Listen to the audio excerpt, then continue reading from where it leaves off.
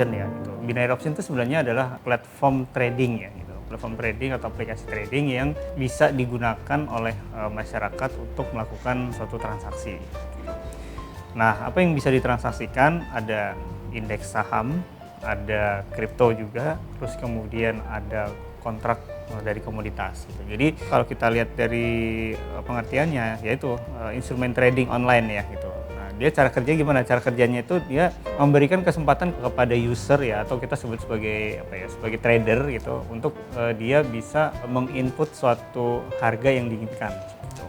Nah, kemudian setelah dia melakukan input, tentunya dia akan menyetor sejumlah dana seperti itu. Nah, jadi sebenarnya kalau dikatakan bahwa binary option itu adalah suatu kesalahan, sebenarnya enggak ya. Jadi itu lebih kepada aplikasi trading seperti itu. Aplikasi trading seperti pada umumnya. Cuma yang membedakan adalah aplikasi trading yang menggunakan binary option sifatnya lebih ke maya seperti itu. Jadi secara virtual sih bisa dilakukan.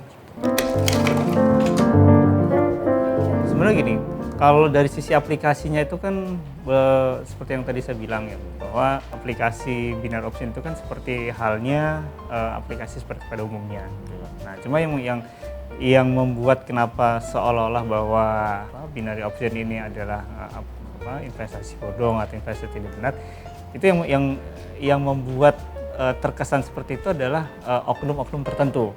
Seperti itu yang akhirnya membuat terkesan bahwa binary option itu adalah aplikasi yang ilegal segala macam. Nah, kalau dikatakan investasi bodong itu kan ya tentunya kita harus melihat bahwa binary option ini digunakan oleh siapa, gitu, ya kan?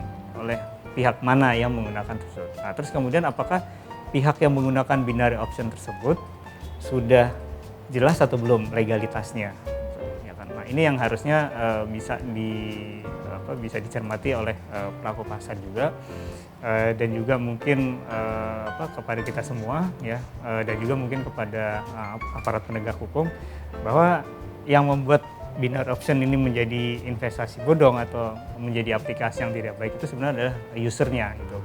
Pihak mana yang memanfaatkan kecanggihan dari binary option untuk memperkaya atau untuk mengambil keuntungan sesaat seperti itu. Nah, itu yang akhirnya membuat banyak masyarakat boleh dibilang terkesima dengan berbagai macam janji yang dilakukan oleh berbagai oknum tersebut gitu. Jadi yang kita bilang bahwa investasi bodong itu adalah ya si oknumnya ini gitu, bukan si binary optionnya ini gitu. Kalau dibilang penipuan, saya menganalogikan gini, banyak di antara kita misalkan kehilangan sendal di masjid gitu. Nah, apakah yang mengambil sendal kita terus kemudian dia memamerkan kepada orang itu dia sadar dengan perbuatannya? Kan tentu tidak kan itu. Yang jelas apa yang dilakukan oleh oknum-oknum tertentu ini itu ya sebenarnya baik itu dia disadari atau tidak, sebenarnya lebih kepada keuntungan yang dia bisa peroleh. Gitu. Nah, yang menjadi problem adalah kenapa dia melakukan hal tersebut itu satu. Yang kedua, kenapa masyarakat bisa terkesima atau bisa tertipu dengan adanya pemanfaatan dari binary option tersebut. Kalau saya melihat adalah masyarakat kita ini lebih banyak ke tidak pedeannya gitu. Itu satu. Yang kedua, masyarakat kita ini senang mengekspos diri gitu. Yang ketiga adalah masyarakat kita ini kurang puas dengan apa yang dicapai, sehingga ketika ada sesuatu hal yang bisa membuat dia terekspos, membuat mereka ini merasa dianggap orang lain, nah itu pasti akan mereka lakukan, apapun itu caranya. Nah, apa yang dilakukan oleh oknum tertentu ini sebenarnya mungkin dia sadar gitu bahwa dia sudah menipu gitu, tapi di sisi lain dia ingin bahwa hidup dia dianggap oleh orang lain. Dia ingin terlihat lebih dibandingkan dengan orang lain. Walaupun cara yang ditempuh adalah cara yang salah, dan masyarakat kita pun juga terkesima kan. Sama aja kayak misalkan kita ibaratnya datang ke pameran mobil gitu kan, datang ke pameran mobil, katakanlah pameran mobil ini adalah pameran mobil BMW seri terbaru gitu kan. Terus kemudian kita foto depan BMW tersebut ya, kita pasang di medsos kita dengan caption lumayan juga nih hasil trading hari ini gitu. Terus kita sebar di medsos kita. Nah, orang yang nggak tahu itu pasti akan menganggap bahwa kok bisa ya dia cuma pegawai biasa tapi bisa trading dapat hasil yang besar bisa beli BM seri terbaru. Gitu. Kalau orang yang memakai nalar atau yang waras pasti akan mikir apa iya ya kok bisa dia melakukan seperti itu kan gitu. Tapi buat masyarakat yang nalarnya tidak terpakai, maka dia akan melihat wah gimana ya supaya gue bisa seperti dia gitu kan. Apa yang dia lakukan? Oh di trading, oh berarti gue harus bisa sama seperti dia. Padahal kalau kita lihat realnya dia hanya numpang foto gitu kan. Nah cuma ya itulah kondisi masyarakat kita gitu kan. Bahwa mereka ingin terlihat lebih dibandingkan dengan yang lain, mereka ingin merasa dianggap, mereka tidak puas dengan apa yang sudah dicapai, dan mereka ingin, kalau saya bilang, ingin terlihat kaya instan seperti itu. Padahal ya untuk menjadi kaya yang benar itu ya pasti ada prosesnya. Itu juga kita bisa lihat lah perjalanan hidup dari konglomerasi seperti apa sih. Kita sebut aja misalkan pemilik Jarum, ya kan, terus kemudian pendiri dari Salim Group, pendiri dari MNC, kemudian dari konglomerasi lain. Tentu mereka punya perjalanan hidup yang akhirnya membuat mereka sukses sampai sekarang gitu. Dan itu mereka tempuh tidak dengan cara yang instan seperti itu. Nah, cuma masyarakat kita sekarang ini, terutama yang katanya kaum milenial ini pingin terlihat, oh kalau gue pakai cara lama, gue kayaknya akan lama nih gitu.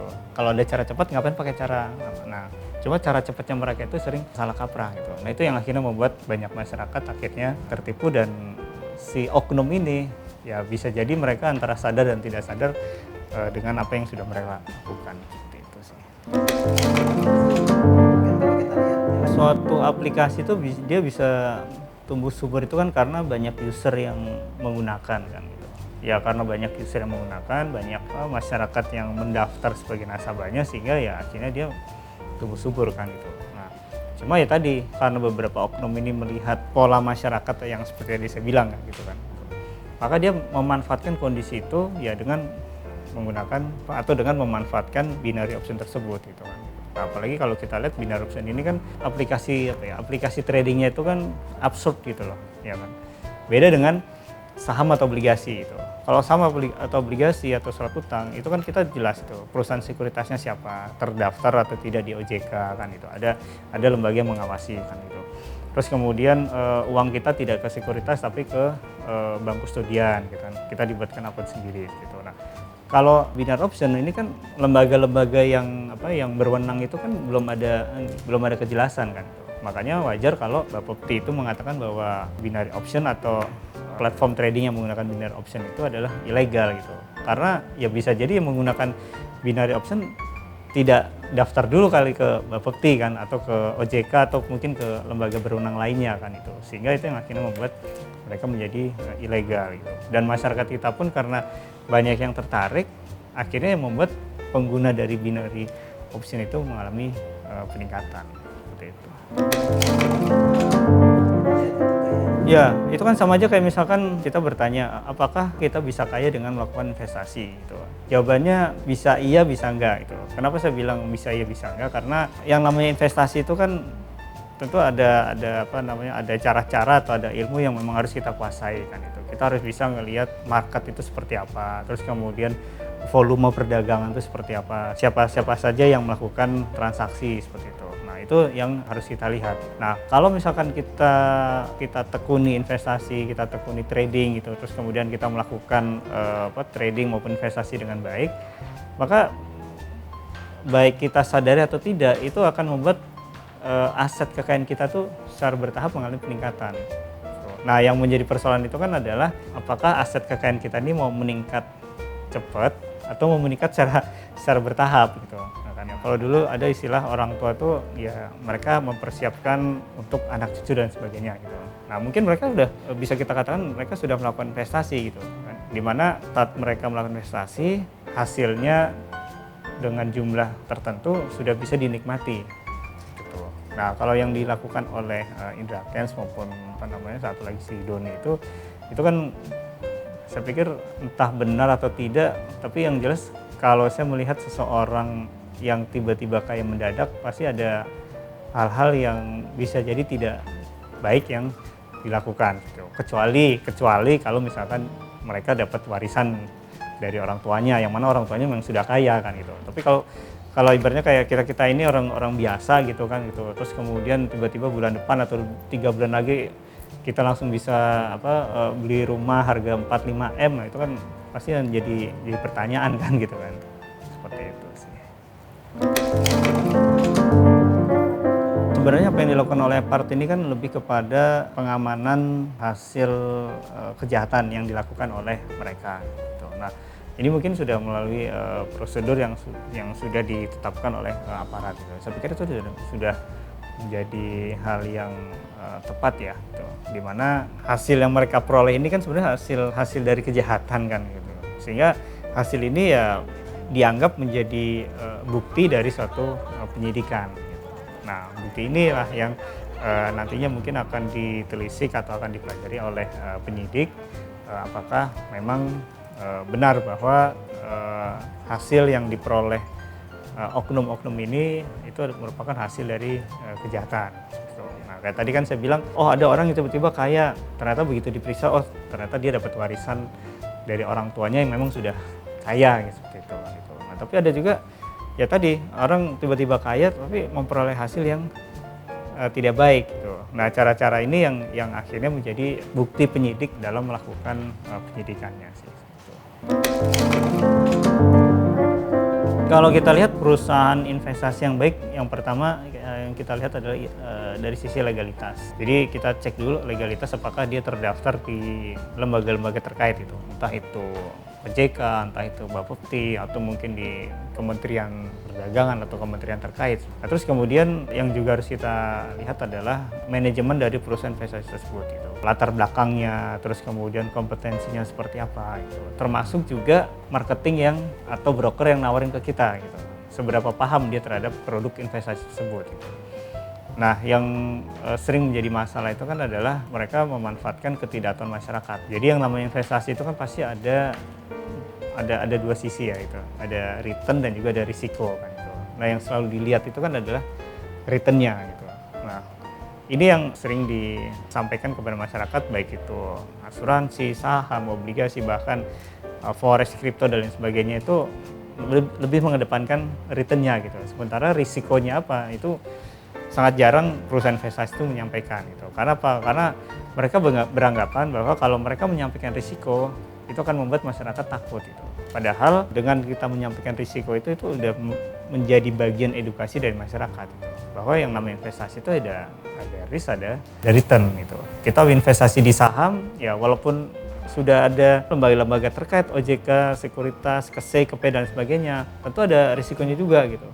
Kan kita beli saham hari ini harga 2.000, besok katakanlah misalkan ada kondisi yang kurang baik menjadikan saham itu 1.500, ya kita udah loss 500 kan gitu. Jadi artinya semua investasi itu pasti ada risiko dan juga risikonya. Termasuk juga ketika kita menabung di bank pun juga ada risikonya kan itu.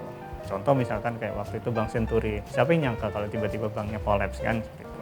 Nah, itu kan yang harus kita lihat adalah ya tadi legalitas, terus kemudian latar belakang maupun kompetensi dari manajemen, sama ya kekuatan permodalan dari perusahaan investasi tersebut. Kalau kita nggak bisa mengenal itu semua ya maka lebih baik jangan lakukan investasi sih itu. Kalau saran dan tips dari saya, pertama perbanyak bersyukur gitu kan. Yang kedua adalah perbanyak belajar gitu. Artinya untuk kita bisa menjadi kaya atau bisa menjadi sukses itu pasti ada tahapannya gitu. Nggak mungkin semua itu instan gitu. Kalau saya memegang prinsip adalah apa yang kita dapatkan instan pasti akan hilangnya instan gitu. Tapi kalau kita bisa jaga apa yang kita dapatkan itu mungkin akan lebih sustain kan itu. Jadi dengan kita banyak bersyukur, terus kemudian kita perbanyak belajar kan gitu. Belajar itu artinya ya kita gali semua informasi tersebut kan itu. Jadi kalau kita ingin investasi di A, B, C, D segala macam, ya kita harus pelajarin produk A itu kelebihan keunggulannya apa, kekurangannya apa, returnnya apa, risikonya apa, produk B apa, seperti itu. Apalagi sekarang ini banyak literatur, banyak di medsos juga gitu kan, kita bisa belajar dengan mudah gitu kan, investasi saham itu apa, kripto itu apa, terus kemudian platform trading option dan lain sebagainya itu apa, itu bisa memperkaya kita untuk kita bisa tahu masing-masing karakteristik dari tiap risiko sih, seperti itu sih.